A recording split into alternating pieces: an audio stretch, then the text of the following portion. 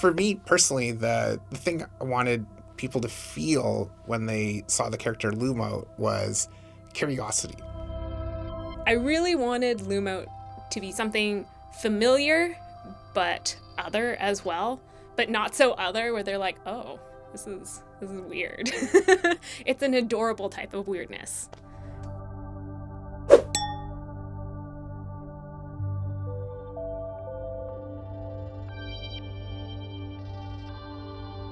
Lumote started off as a cube, basically.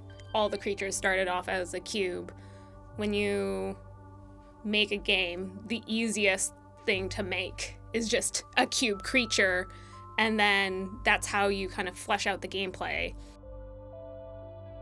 A lot of games, when you start your character design, you start with really basic elements.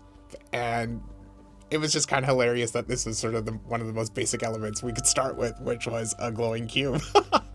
But that also helps in the sense of, could you get a sense of an attachment to it? So that's where we started to turn it more into a creature rather than just an abstract cube. We wanted this idea of inorganic life. Character that was made out of rock that people thought was alive.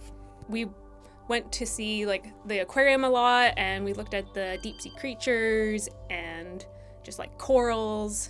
That added to the otherness of the world of Lumote, because when you look at things from the deep sea, they are things that exist. These are things within our world, but it's so out of our normal day-to-day consciousness that it's just oh, this is weird.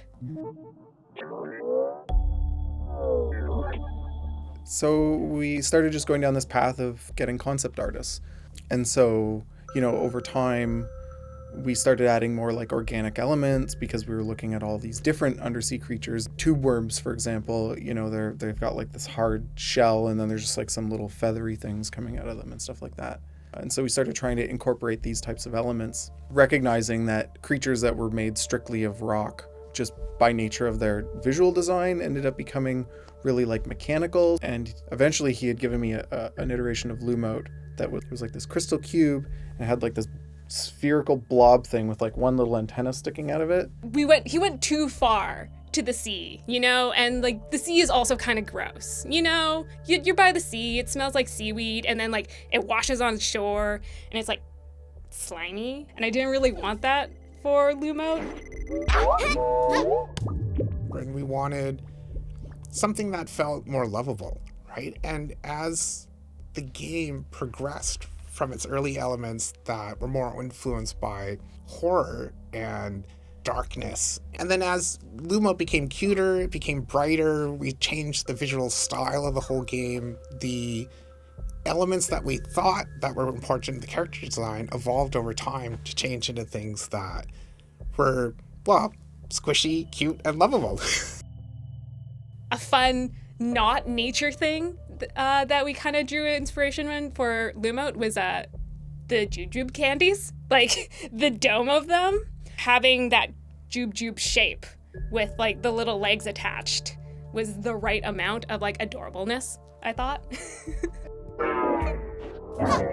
Once Lumote lost the cube, that's really when we started to hone in on how do we maximize the cuteness of this character. We wanted to have a unique signature sound, and what's interesting is Lumote's the only character in the game that actually has a human voice.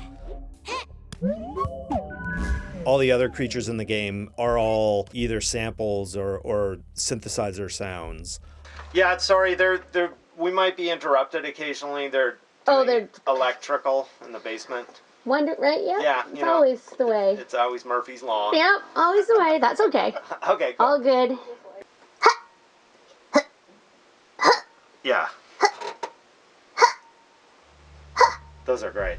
So it was it was an interesting challenge coming up with basically the vocabulary of Lumote. It turned out that you could actually use really small voice reactions, and working with the voice actress, we focused on getting a whole range of sounds like surprise and fear.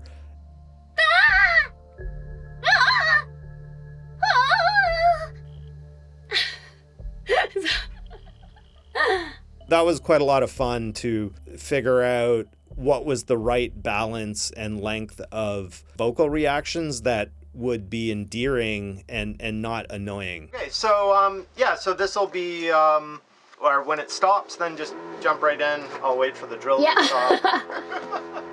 We'll be ready. Yeah, so Lumote is still a cube. It's just a cube.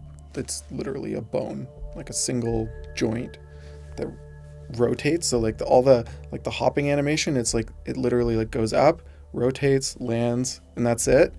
Everything else is a physics simulation. All of the cuteness of Lumote is procedural animation, which is like kind of cool. Like the essence of the feel of the motion really comes from Verlet cloth system, but we've applied it to the actual character itself. It's simple nowadays just because it's such a well-known algorithm, but you can still get such emotive animation out of it.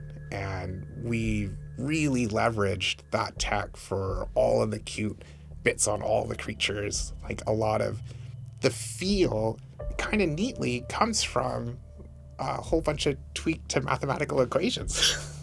So you can get emotion out of math, and Lumote's a good example of that.